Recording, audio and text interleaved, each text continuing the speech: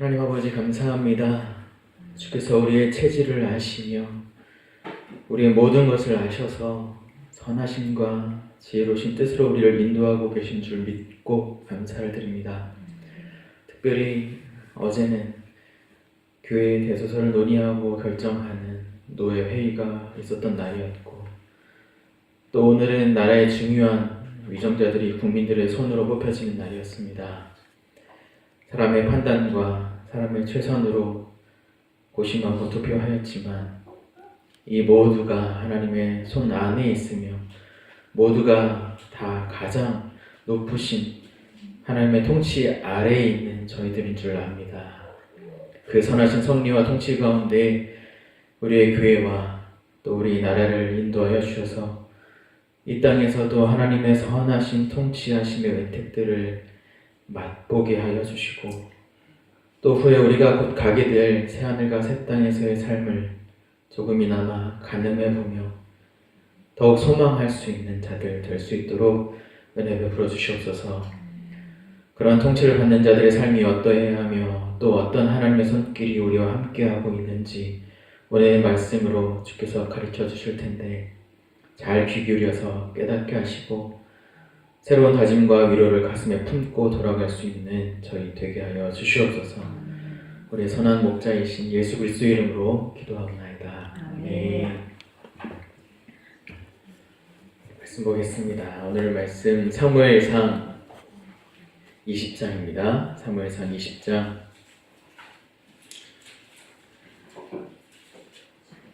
12절에서 17절, 맨 마지막 41절, 42절을 보겠습니다. 사무엘상 20장 12절부터 17절 말씀, 41절, 42절 말씀에 기록된 하나님 말씀을 들으십시오. 요나단이 다윗에게 이르되 이스라엘의 하나님 여호와께 증언하시거니와 내가 내일이나 모레 이맘때에 내 아버지를 살펴서 너 다윗에게 대한 의향이 선하면 내가 사람을 보내어 내게 알리지 않겠느냐. 그러나 만일 내 아버지께서 너를 해치려 하는데도 내가 이 일을 내게 알려주어 너를 보내어 평안히 가게 하지 아니하면 여호와께서 나 요나단에게 벌을 내리시고 또 내리시기를 원하노라. 여호와께서 내 아버지와 함께 하신 것 같이 너와 함께 하시기를 원하노니 너는 내가 사는 날 동안에 여호와의 인자하심을 내게 베풀어서 나를 죽지 않게 할 뿐 아니라 여호와께서 너 다윗의 대적들을 지면에서 다 끊어버리신 때에도 너는 내 인자함을 내 집에서 영원히 끊어버리지 말라 하고, 이에 요나단이 다윗의 집과 언약하기를 여호와께서는 다윗의 대적들을 치실지어다 하니라. 다윗에 대한 요나단의 사랑이 그를 다시 맹세하게 하였으니 이는 자기 생명을 사랑한 같이 그를 사랑함이었더라. 41절 42절입니다. 아이가 밤에 다윗이 곧 바위 남쪽에서 일어나서 땅에 엎드려 3번 절한 후에 서로 입맞추고 같이 울되 다윗이 더욱 심하더니 요나단이 다윗에게 이르되 평안히 가라. 우리 두 사람이 여호와의 이름으로 맹세하여 이르기를 여호와께서 영원히 나와 너 사이에 계시고 내 자손과 내 자손 사이에 계시리라 하였느니라 하니 다윗은 일어나 떠나고 요나단은 성읍으로 들어가니라. 아멘.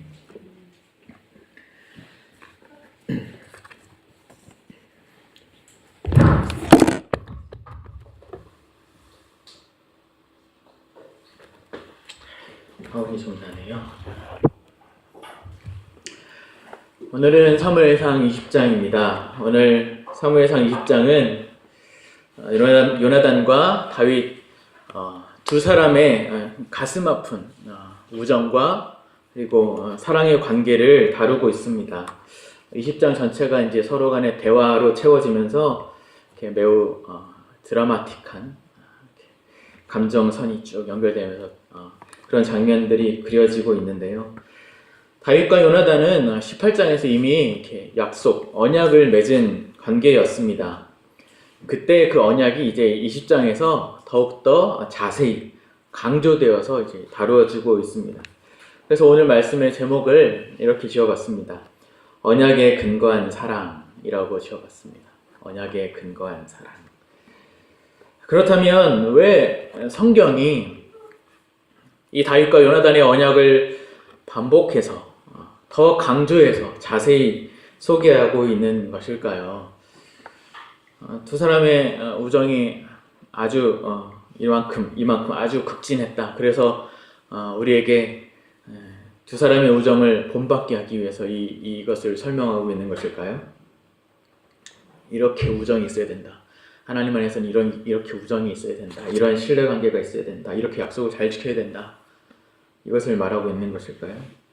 그렇게 설교하고 있는 분들도 있긴 합니다. 그런데 우리가 놓쳐서는 안 될 건 성경은 위인전기나 어떤 동화나 그런 것들이 아니죠.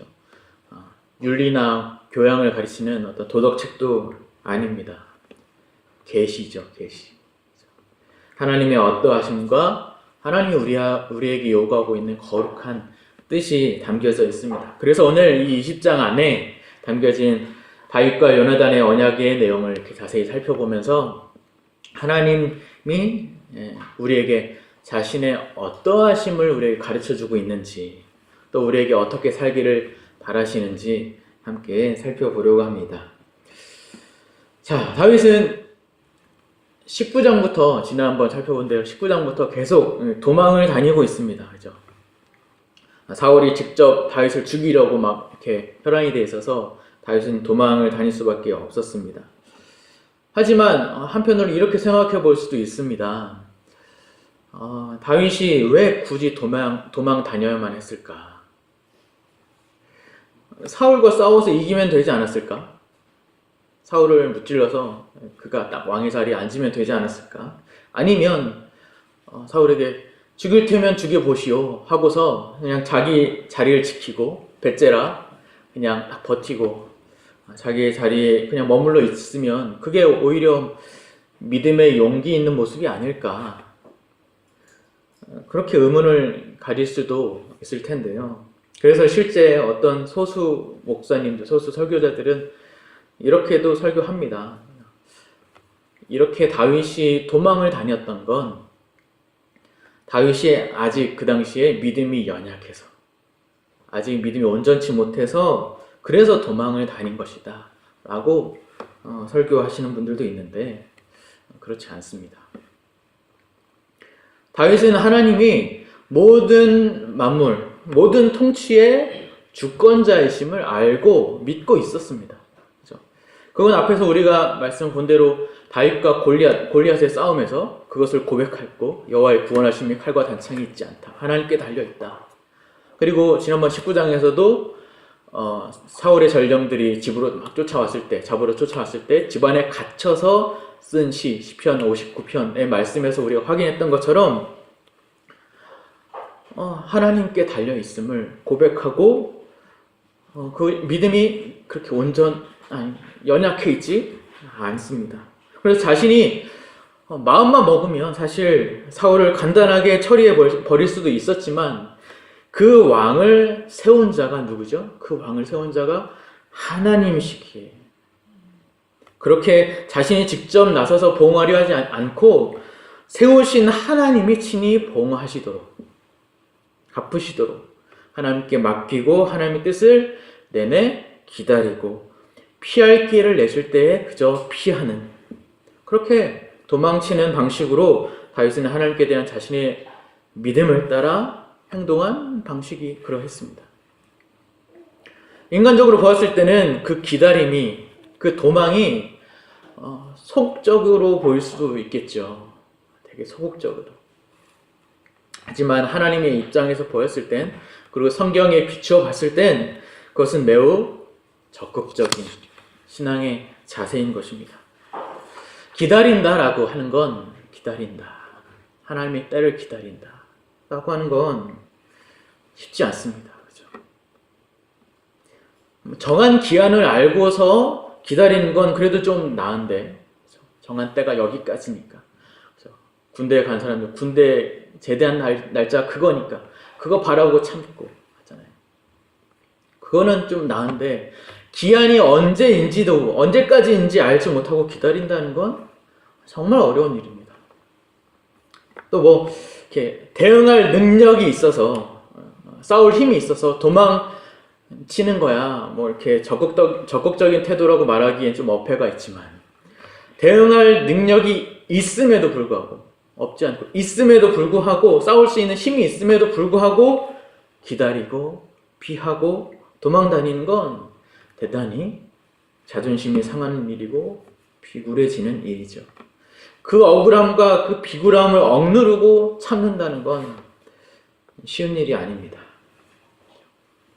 그런 의미에서 하나님을 믿음으로 하나님을 신뢰함으로 그분께 나의 삶을 맡긴다는 것, 즉 원수 갚는 것, 그리고 억울함을 되갚아주는 것, 그리고 내 권리, 마땅히 취할 수 있는 내 권리, 내 행복을 되찾는 것, 그것들을 하나님의 공의, 하나님의 심판에 맡기고 나는 오로지 선으로 악을 갚는다는 것은 대단히 적극적인 신앙의 모습일 뿐만 아니라 은혜가 아니고선 성령께서 주장하신 역사가 아니고서는 그 어느 누구도 쉽게 발휘할 수 없는 고급한 성품이며 이 약한 세상에 살아가는 우리 신자들에게 하나님께서 요구하시는 참 믿음과 참 사랑의 모습인 것입니다.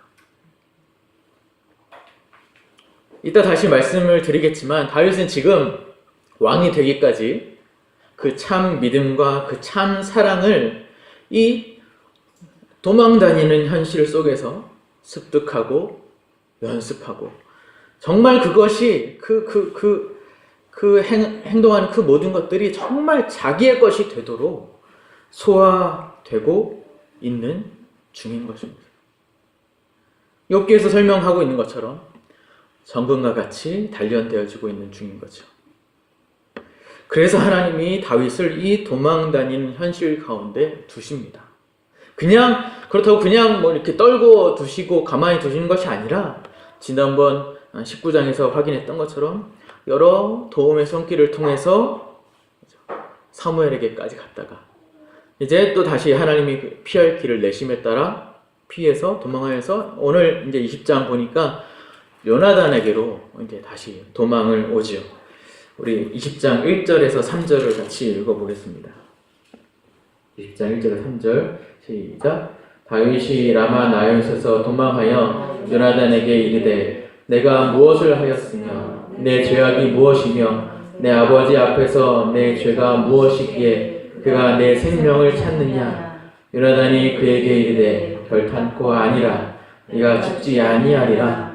내 아버지께서 크고 작은 일을 내게 알리지 아니하고는 행하지 아니하나니 내 아버지께서 어찌하여 이 일은 내게 숨기리요. 그렇지 아니하니라. 다윗이 또 맹세하여 이르되 내가 내게 은혜 받은 줄을 내 아버지께서 밝히 알고 스스로 이르기를 요나단이 슬퍼할까 두려운즉 그에게 이것을 알리지 아니하리라 함이니라. 그러나 진실로 여호와의 살아계심과 내 생명을 두고 맹세하노니 나와 죽음의 사이는 한 걸음뿐이니라. 요나단에게 와서 다윗이 요나단에게 도망쳐서 하소연을 막 하는 장면입니다. 다윗이 이렇게 말하죠. 내가 뭔 죄를 저질렀는지 모르겠다. 내가 뭔 죄를 저질렀게 사울이 당신 아버지가 날 죽이려 하는지 모르겠다. 근데 요나단은 아버지 사울이 그렇게까지 다윗을 미워하는지 아직 자세히 이제 모르고 있는 것 같아요. 다윗을 죽이려고 하는 내용들을 전혀 모르고 있는 것 같습니다. 아버지가 널 그렇게 죽일 리가 없다. 나한테 말하지 않고 그렇게 죽이실 리가 없다. 하지만 다윗은 내가 하나님 앞에서 맹세한다. 정말이다. 나와 죽음 사이는 한 걸음뿐이다. 한 걸음만 나가면 죽게 생겼다. 죽기 직전이다 라고 하는 거죠. 그러자 요나단은 다윗에게 걱정하지 말아라. 내가 너를 위해서 뭐든지 하겠다. 뭐든지 하겠다. 그렇게 아주 힘 있는 말로 다윗을 진정시키니까 다윗이 요나단에게 한 가지 대안을 제시합니다. 어떤 대안이냐면 월초마다 이제 왕의 가족들은 월초마다 이틀 동안 같이 식사하는 자리를 가졌던 것 같습니다. 그 자리에 다윗이 내가 그 자리에 빠지겠다. 요나단, 당신이 아버지한테 가서 내가 가족들 매년 있어 왔던, 매년 해야만 하는 그 매년 가족 제사에 내가 참석했다고 대신 말해달라. 그때 사울이 아무렇지 않게 그냥 받아들이고 넘어가면 사울이 날 죽이려고 생각하는 것이 아니고, 그때 만약에 그렇게 얘기를 했는데 노하면 사울이 나를 죽이려고 하는 것이 분명하다. 그렇게 우리가 테스트를 한번 해보자. 내가 죄를 지은 것이 있어서 사울이 날 죽이려고 하는 것이면 나를 죽여도 좋다 라고 아주 맹세를 하며 단언하며 요나단에게 제안을 하죠. 요나단은 그래 좋다 하고 수긍을 하고서 그렇게 해보기로 합니다. 그리고 이제 다시 요나단이 다윗과 언약을 다시 맺습니다. 14절에서 16절 우리 같이 한번 읽어보겠습니다. 14절에서 16절 시작. 너는 내가 사는 날 동안에 여호와의 인자하심을 내게 베풀어서 나를 죽지 않게 할 뿐 아니라 여호와께서 너 다윗의 대적들을 지면에서 다 끊어버리신 때에도 너는 내 인자함을 내 집에서 영원히 끊어버리지 말라 하고, 이에 요나단이 다윗의 집과 언약하기를 여호와께서는 다윗의 대적들을 치실지어다 하니라. 이렇게 요나단과 다윗은 하나님의 살아계심을 두고 하나님 앞에서 서로 맹세하고 약속을 합니다. 자기 생명을 걸고, 하나님의 이름을 걸고 생명을 걸고 하는 맹세의 성격을 띤 약속이기 때문에 이것을 언약이라고 하는 것입니다. 바로 이 언약의 내용이 오늘 말씀에서 가르쳐주고 있는 메시지의 포인트입니다.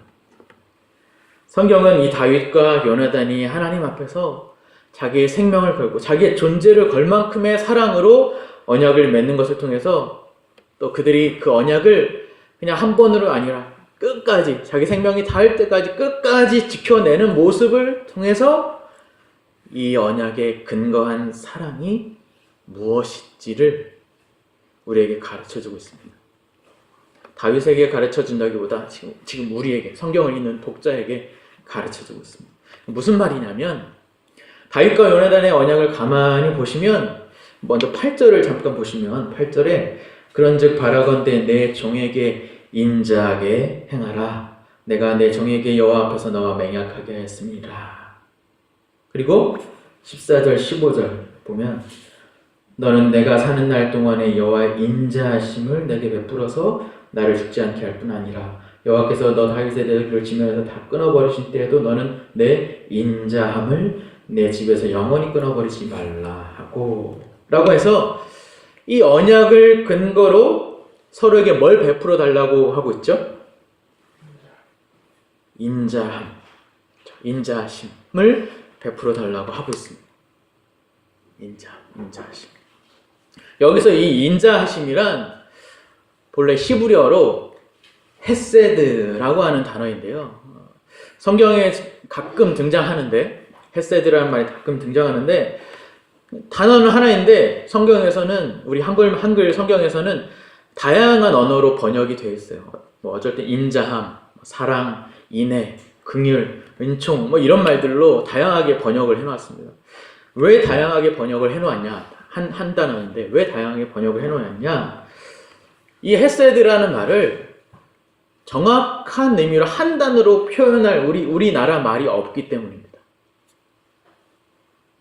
번역할 단어가 마땅치가 않아서 한국말로 인자, 인애, 긍휼, 자비, 은총 이렇게 문맥에 따라서 흐름상 문맥에 따라서 이렇게 번역을 해 놓은 것이거든요.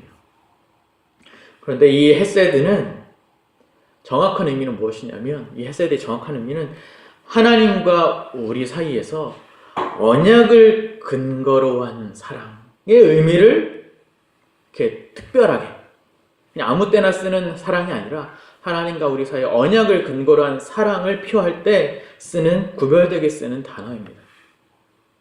아무 사랑이나 지칭하는 것이 아니라 언약을 근거로 하여 포기하지 않는, 그리고 붙들고 놓지 않는 한결같은 사랑, 뗄래야 뗄 수 없는 사랑, 그런 의미의 사랑을 헤세드라고 합니다.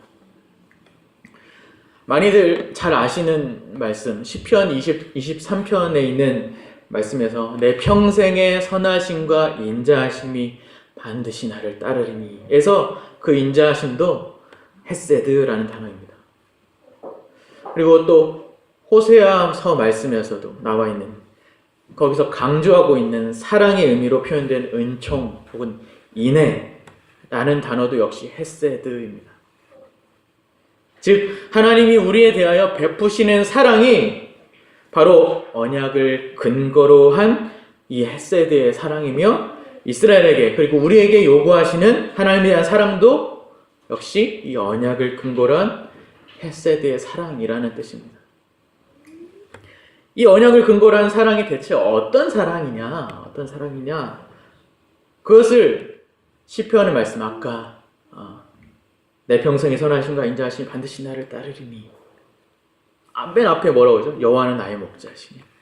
이 시편의 말씀에서는 목자와 양의 관계를 보여주시면서 그 언약에 근거한 사랑이 무엇인지를 보여주신 거고, 호세아서 말씀에서는 호세아와 고멜, 부부의 관계를 통해서, 부부 관계에서 요구하시는 사랑이 무엇인지, 이 헤세드, 즉 언약을 근거로 한 사랑이 바로 이 목자와 양의 관계, 그리고 부부의 관계, 그리고 오늘은 이 다윗과 요나단의 관계를 통해서 헤세드의 의미, 즉 언약을 근거로 한 사랑의 내용이 무엇인지 성경 독자가 지금 우리에게 가르쳐 주시고 계신 것입니다.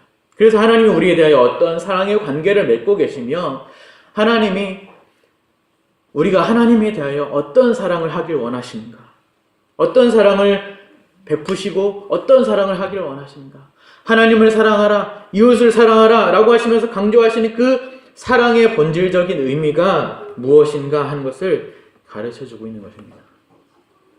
단순히 아까 얘기한 것처럼 다윗과 요나단의 관계처럼 의리를 지켜라, 약속을 반드시 지켜라 하는 말씀을 하기 위해서 지금 이 말씀이 있는 것이 아니라는 거예요.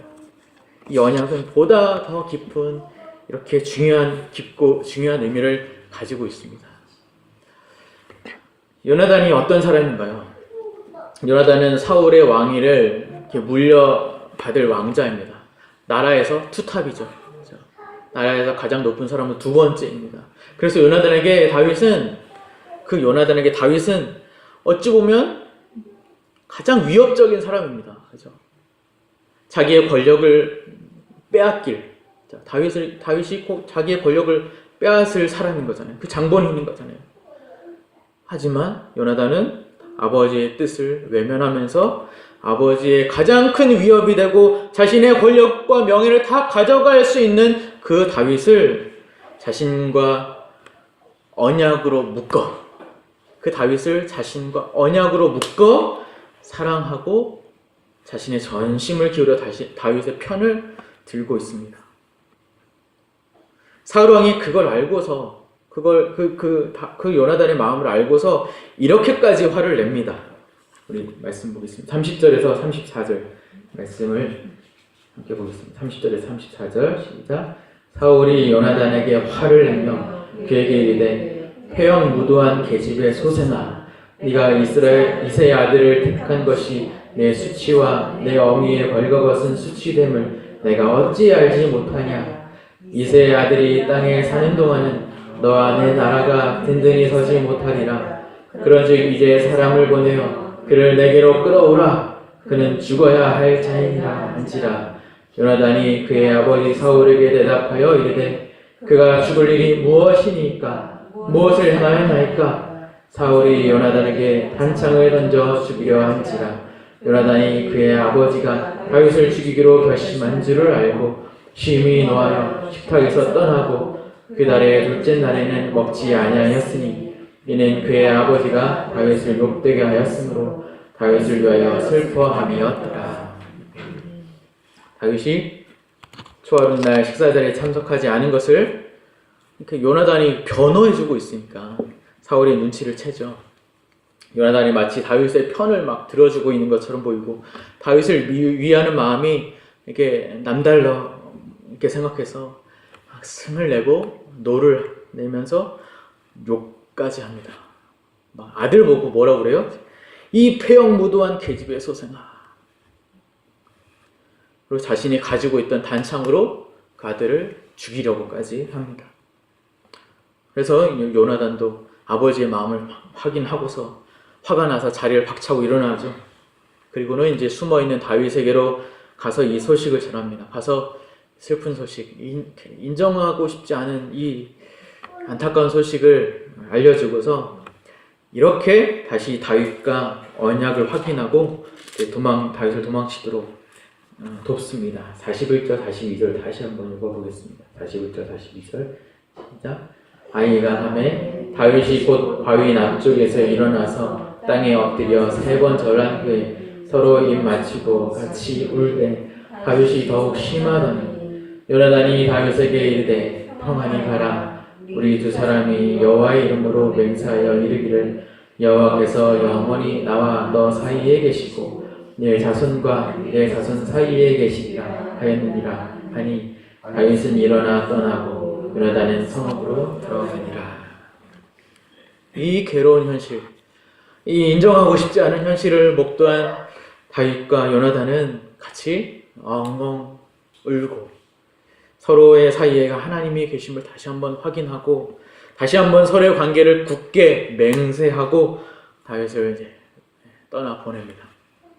요나단은 그리고 자기의 자리로 돌아와서 다윗을 돕고 다윗은 도망치는 현실로 그 현실에 다시 뛰어듭니다. 다윗도 이 언약을 잊지 않고 요나단과 한 약속을 끝까지 지킵니다. 끝까지. 나중에 이제 말씀을 쭉 보시면서 이제 살펴보겠지만 다윗은 왕이 되어서까지 요나단의 가문, 그러니까 권력을 뺏은 거잖아요. 권력을 뺏은 거잖아요. 어떻게 보면. 근데 그 가문을, 그 가정을 하나도 건드리지 않습니다. 끝까지 지켜줍니다. 권력을 갖게 되어도 끝까지 사울의 그 집안을 자신의 힘으로 무너뜨리지 않습니다. 반역이 일어날 수 있었던 사울의 집안의 후손 요나단의 아들인 절름발이인 무비보셋, 그 무비보셋에게 오히려 은총을 베풀어줍니다. 사무엘 9장에서 다윗이 자신에 대하여 앙금이 남아 있어서 반역을 할 수 있었던 그 사울의 집안에 은총을 베푼 것은 그 요나단의 그 아들 절름발이 무비보셋이 사랑스러워서 그랬겠습니까? 그가 그렇게 불쌍해 보여서 그랬겠습니까?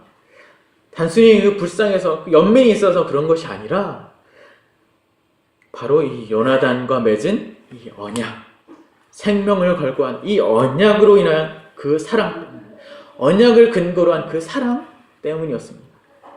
뭘 말씀드리려고 하는 것이냐면 다윗과 요나단 사이의 그 헤세드의 사랑, 그 사랑과 같이 하나님이 우리에게 베푸시고 있는 그 사랑, 그리고 우리에게 요구하시는 그 사랑이 바로 이 헤세드의 사랑과 같다라는 것입니다. 하나님이 요구하시는 참 사랑, 이 헤세드의 사랑이란 단순히 감정적인 설레임. 우리가 사랑하면 뭐가 떠오르나요? 설레임. 뜨거운 마음과 열정. 그것을 넘어서는 거룩한 것입니다. 거룩한 것. 하나님의 이 언약을 근거한 사랑, 헤세드는.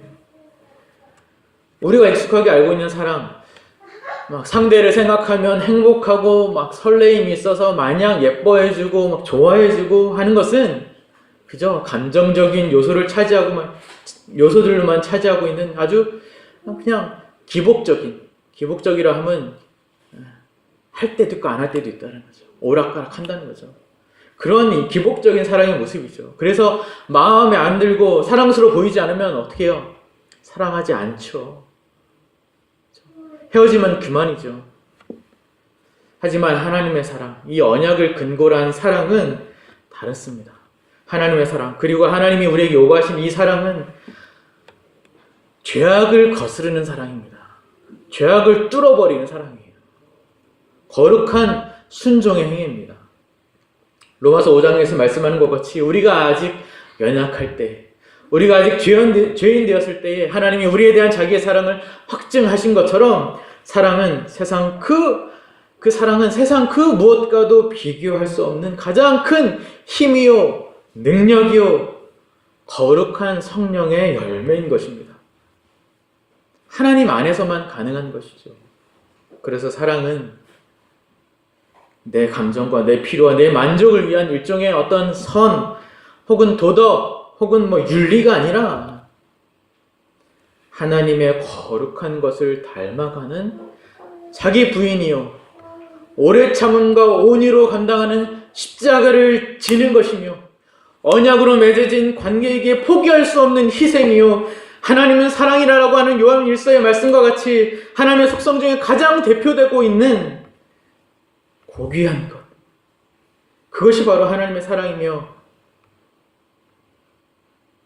우리에게 요구하시는 사랑입니다. 그 사랑. 그래서 베드로전서 2장에서는 이걸 신의 성품에 참여하는 것이다, 그렇게 표현하기도 합니다. 우리가 생각하는 일반적인 사랑하고 다릅니다. 성경에서 말하는 사랑, 이 헤세드에 설레임은 없습니다. 설레임은 없어요. 불같은 열정을 말하지도 않습니다. 감정적인 어떤 이것을 말하지도 않아요. 사랑은 오래 참고 온유하며 시기하지 않으며 자랑하지 않으며 교만하지 아니하며 무례행하지 아니하며 자기의 유익을 구하지 아니하며 성내지 아니하며 악한 것을 생각지 아니하며 진리 안에서 모든 것을 참으며 모든 것을 믿으며 모든 것을 바라며 모든 것을 견디는 것입니다.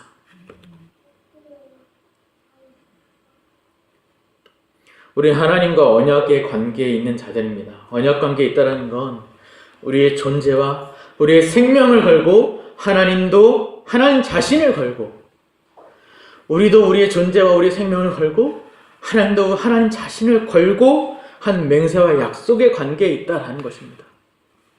가장 최초에 우리가 하나님과 맺은 언약이 무엇인가요? 행위 언약, 생명의 언약인 그 선악을 알게 하는 나무 앞에서 맺은 언약이죠. 근데 사람은 지키지 못했습니다. 그래서 죽는 게 당연하죠. 생명을 걸고 한 약속이기 때문에 죽는 게 당연하죠. 그러나 하나님께서 포기하지 않으시고 그리스도로 말미암은 어떤 언약? 은혜의 언약을 허락하시죠. 우리에게 그리스도를 허락하십니다. 그리고 기다리시죠. 우리가 그 언약을 지킬 능력이 도저히 되지 않기에 자신이 그 언약의 내용을 다 끌어안으시는 것입니다. 이 언약은 하나님께서 모든 인류, 모든 사람에게 베푸시는 그런 모든 피조물과 하신 약속이 아닙니다. 택하신 사람, 즉 하나님의 영광의 찬송을 부르게 하시려는 하나님이 정하신 하나님의 백성들과만 한 약속입니다. 그래서 우리에게 중요한 것이고, 그래서 우리에게 특별한 것이고, 그래서 우리에게 고귀한 것이죠. 그래서 하나님께서 세상과 별 다를 것 없는 죄인인, 본래 언약을 지킬 수 없는, 지킬 능력이 없는 우리와 언약을 맺으셨다. 언약을 맺으셨다. 라고 하는 것 자체가 대단히 큰 은혜이며 어마어마한 사랑하심의 증거가 되는 것입니다. 그러니까 하나님이 우리와 언약을 맺으셨다라고 했을 때 그가 굳이 우리와 약속을 맺으실 필요가 없음에도 불구하고 또 그냥 명령 하나로 우리를 조종하실 수 있음에도 불구하고 마땅히 그래도 됨에도 불구하고 우리를 인격적으로 대접해 주시고 존중해 주시고 우리를 약속을 맺는 동등한 관계로 우리를 대하사 그 약속을 통해서 하나님 자신만이 가지신 고귀한 것, 그 고귀한 것들을 우리에게 기꺼이 함께 나눠주시고 함께 공유해 주시려고 하시는 그것, 그래서 그것이 얼마나 만극하신 은혜인가 하는 것입니다. 그것이 바로 이 언약 안에 담긴 언약을 근거로 한 하나님의 신실하고 성실하신 사랑인 것입니다. 그 사랑에 감격스럽지 않으십니까? 그런데 문제는 그리고 이 사랑에 잘 사실 이렇게 확 와닿지 않고 잘 감격이 되지 않는 이유는 뭡니까? 우리와 그렇게 언약하셨고 큰 기업을 주시겠다 그렇게 우리에게 약속하셨는데도 불구하고 이 약속이 실제로 우리 현실 가운데 그렇게 막 빨리 나타나고 있다거나 막 드러나지 않는다는 것에 우리가 큰 감격이 없는 것이죠. 약속을 받았지만 현실의 삶은 내내 고달프고 어려운 일이 더 많아서 우리가 과연 약속을 받은 자인가 스스로 막 의심하게 되고 이 약속이 속히 이루어지지 않아서 답답한 마음에 우리는 하나님께 원망하거나 불평을 널어놓기 있습니다.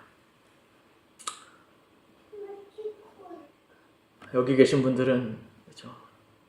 막 하나님께 막 직접적으로 불평은 하시지 않으시겠죠. 불만을 막 털어 놓으시진 않겠죠. 하나님 왜 그러십니까? 따지진 않겠죠. 망령되는 것이라 여기고 불경한 것이라 여겨서 그렇지는 않으시겠죠. 하지만 우리는 불만을 털어놓습니다. 하나님께. 어떻게 해요? 교회에 나오지 않는 것으로요. 수요기도에 주일 예배에 참석하지 않는 것으로요. 말씀 보지 않는 것으로요. 기도하지 않는 것으로요. 찬양하지 않는 것으로요. 그 불만을 돌려서 우리 털어놓잖아요. 다윗도 지금 약속을 받은 자이지만 억울하게 도망다니는 현실을 살고 있죠. 기다리고 피하고 참고 죽음과 한 걸음 사이인 위기 속에서 살고 있는데 하나님은 무엇하고 계십니까? 하나님 지금 무엇하고 계세요? 하나님은 다윗의 이 위기를 쉽게 해결해 주지 않고 있습니다. 그저 요나단과 언약을 맺는 것으로 관여하고 계시다는 점에서 우리는 좀 답답하기도 합니다. 우리가 생각하기엔 다윗의 이 어려운 문제를 막 이렇게 빨리 좀 해결해 주시는 것이 하나님의 뜻이 아닐까 이렇게 생각하기 쉬운데 하나님은 그렇게 하시지 않습니다. 성도님들도 이런 경우를 많이 겪어보셨을 거예요. 어려운 문제가 생겼을 때, 우리 앞에 고난이 닥쳤을 때 우린 기도하죠. 이 문제를 좀 얼른 해결해 주시고 더 이상 힘들어하지 않고 좀 기쁨과 감사로 신앙생활 해나갔으면 좋겠느라고 하나님 앞에 눈물로 호소하며 기도합니다. 그러나 하나님은 좀처럼 우리 기도에 응답하시지 않고 쉽게 이 문제를 해결해 주시지도 않고 마치 시간을 막 이렇게 막 질질 막 끌고 계신 것처럼 우리로 하여금 이 어려움과 내내 막 그냥 씨름하게 하시고 아이고 죽겠다 라는 소리만 하게 하시는 경우를 많이 겪어보셨을 거라 생각이 듭니다. 혹 지금 그런 상황 중에 처해 계신 성도님들이 혹 계실지도 모르겠습니다. 하지만 이 문제 안에 갇혀있던 우리의 시선을 조금만 돌려보면 하나님 입장에서 서서 우리 입장 말고 하나님 입장에 서서 우리를 보고 우리의 문제를 들여다보면 하나님은 우리에게 지금 응답하고 계시지 않는 것이 아니라 우리를 위해 열심히 도와주고 계시며 위로해주고 계시며 가르쳐주고 계시며 보이지 않는 손길로 우리를 만들어 가시며 선한 길로 인도하고 계시다는 것을 발견할 수 있게 될 것입니다. 물론 다윗의 어려움은 해결되지 않았습니다. 아직 멀었습니다. 해결되려면. 사울이 다윗을 계속해서 죽이려 했고 그 노는 더 막 가중이 되고 요나단까지 이제 막 곤란한 상황, 애매하고 난처한 입장이 되어버렸죠. 하지만 하나님이 계시지 않은 것이 아니죠. 하나님이 가만히 계신 것이 아니죠. 하나님은 헷세대의 사랑으로 다윗을 지금 돕고 계십니다. 어떻게 해요? 요나단이라고 하는 이 귀한 친구를 언약으로 묶어주셨죠. 언약으로 묶어주셨습니다. 다른 환경, 다른 배경을 가진 두 사람이었지만 같은 신앙 안에서 같은 뜻을 바라보고 위로하고 도울 수 있는 사람을 하나님께서 허락하셔서 그저 그냥 인간적인 위로만을 경험하는 것이 아니라 서로의 삶을 주관하고 계신 하나님을 바라볼 수 있도록 그리고 하나님이 자신을 붙들고 계신 것처럼 자신들도 서로를 붙들어서 이 어려움을 견디고 참아내고 감당할 수 있도록 하나님께서 지금 그렇게 도우시고 계신 것이죠. 그래서 다윗이 기꺼이 도망을 칩니다. 그래서 요나단이 다윗에게 평안히 가라 라고 말할 수 있는 것이죠. 힘들겠죠. 당연히 힘들겠죠. 눈물이 앞을 가리고 비참하고 왜 이러고 살아야 하나 싶고 한 걸음만 더 가면 죽음이 맞이하고 있을 것 같은 두려움이 내내 있겠죠. 하지만 다윗은 하나님의 함께 하심을 믿으며 결국에 이루실 하나님의 선하신 뜻을 바라보며 또 요나단의 사랑과 지지를 받으면서 그렇게 기꺼이 자신의 길을 걸어갑니다. 나 못하겠다고 포기하지 않습니다. 이것이 오늘 이 말씀을 통해서 보여주시는 다윗을 향한 하나님의 손길이며 우리를 향한 하나님의 손길입니다. 우리에게 문제가 닥쳤을 때 이 문제에만 이렇게 몰두하다 보면 우리는 하나님을 놓치기 쉽습니다. 하나님을 놓친다는 건 낙심하고 비관하여 절망하기 쉽다는 거죠. 그래서 그 문제를 허락하신 분이 하나님이시라는 것을 기억하셔야 됩니다. 그 문제를 허락하신 분이 하나님이시기에 그 하나님이 과연 어떤 분인가, 그리고 그의 뜻이 무엇인가를 우리가 열심히 살피고 우리가 마땅히 해야 할 바 그 안에서 순종으로 그 길을 걸어간다면 그 내딛는 걸음을 통해서 우리에게 허락된 약속이 이루어진다는 것을 명심하셨으면 좋겠습니다. 여러분이 내딛는 별것 아닌 것 같은 내딛는 그 걸음을 통해서 하나님의 약속이 이루어진다고요. 더딜 수 있습니다. 더딜 수 있어요. 다른 사람보다 늦을 수 있습니다. 다른 사람이 부러울 수도 있습니다. 나만 이렇게 사는 것 같고 내가 바보 같기도 하고 그럴 수도 있습니다. 그러나 빠르게 걷는 걸음보다 옳은 길을 가는 게 더 중요하고 홀로 유아독존하면서 걷는 걸음보다 하나님과 함께 동행하며 가는 것이 더 중요합니다. 옳은 길을 가지 않는데 빨리 걷는다면, 그죠? 옳은 길을 가지 않는데 빨리 걷는 걸음이라면 길을 잃게 되는 건 시간 문제죠.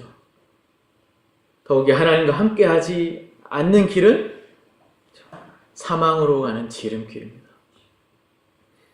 이것이 오늘의 말씀에서 가르쳐 주시는 중요한 교훈입니다.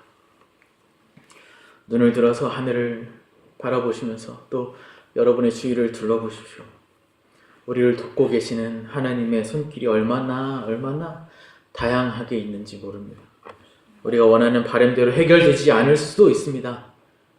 이렇게 되었으면 하고 하는 그 바람대로 되지 않을 수 있습니다. 그것 때문에 좌절하거나 그것 때문에 조급해지거나 그것 때문에 너무 염려하지 마시고 하나님께서 여러 손길들을 통하여서 그 문제를 차근차근 극복해가는 과정 가운데 그리고 모든 문제를 대면하는 그 상황 가운데서 그 어떤 상황 가운데서도 하나님을 바라볼 수 있는 자, 하나님을 기억하는 자가 되게 하시기 위해서 우리에게 하나님 자신을 끊임없이 알려주시고 말씀으로 가르쳐주시고 또 뜻밖의 사람으로 위로해주시고 도와주시고 계시다는 것을 성도님의 삶 가운데 확인하시게 되기를 바랍니다.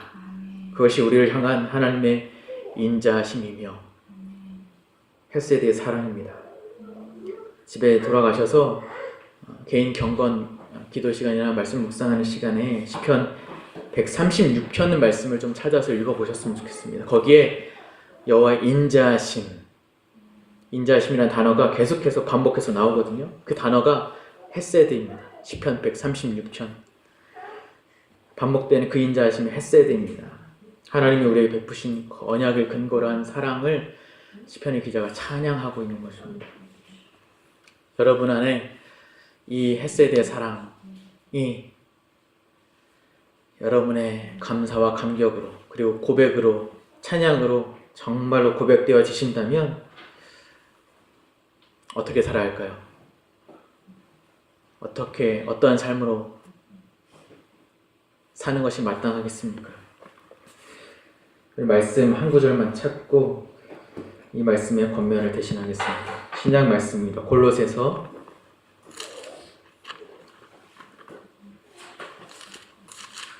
3장입니다.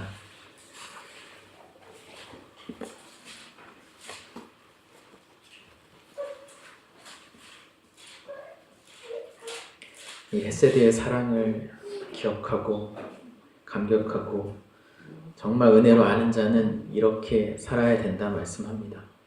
골로새서 3장 12절부터 14절까지 말씀 읽고 마치겠습니다. 시작. 그러므로 너희는 하나님이 택하사 거룩하고 사랑받는 자처럼 긍휼과 자비와 겸손과 온유와 오래 참음을 옷 입고 누가 누구에게 불만이 있거든 서로 용납하여 피차 용서하되 주께서 너희를 용서하신 것 같이 너희도 그리하고 이 모든 것 위에 사랑을 더하라. 이는 온전하게 매는 끈이라. 기도하겠습니다. 하나님 아버지 감사합니다. 오늘의 말씀을 통해서 우리를 향한 하나님의 사랑과 인자하심을 확인하였습니다. 하나님 자신을 걸고 맺은 약속이기에 우리를 절대 놓지 않으시며 밤낮으로 우리를 위하시며 포기하지 않고 기다리시며 참으시며 용납하시며 끌어안으시는 사랑, 우리가 그 사랑을 받고 있는 자들임을 확인하였습니다. 현실 가운데 허락하신 문제 안에 갇혀 하나님을 보지 못하는 자들이 아니라 허락하신 문제를 통하여 하나님의 사랑을 더욱더 깨달으며 신뢰하며 그 뜻을 확인함으로 우리의 믿음과 지혜가 더욱더 자라가게 하시고 하나님을 향한 우리의 사랑도 더욱더 깊어지고 진해지며 이웃을 향한 사랑도 더욱더 풍성해져서 이 땅에서의 우리의 현실이 하나님의 영광을 맛보는 자리가 될 수 있도록 인도하여 주시옵소서. 주의 선하심과 인자하심이 정녕 나를 따르리니 내가 여호와의 집에 영원히 거하리로다. 우리의 마음을 다하여서 그렇게 고백합니다. 선한 목자이신 예수 그리스도 이름으로 기도하옵나이다. 아멘. 찬송가 한 장 하시고 기도하는 시간 갖겠습니다. 찬송 445장입니다.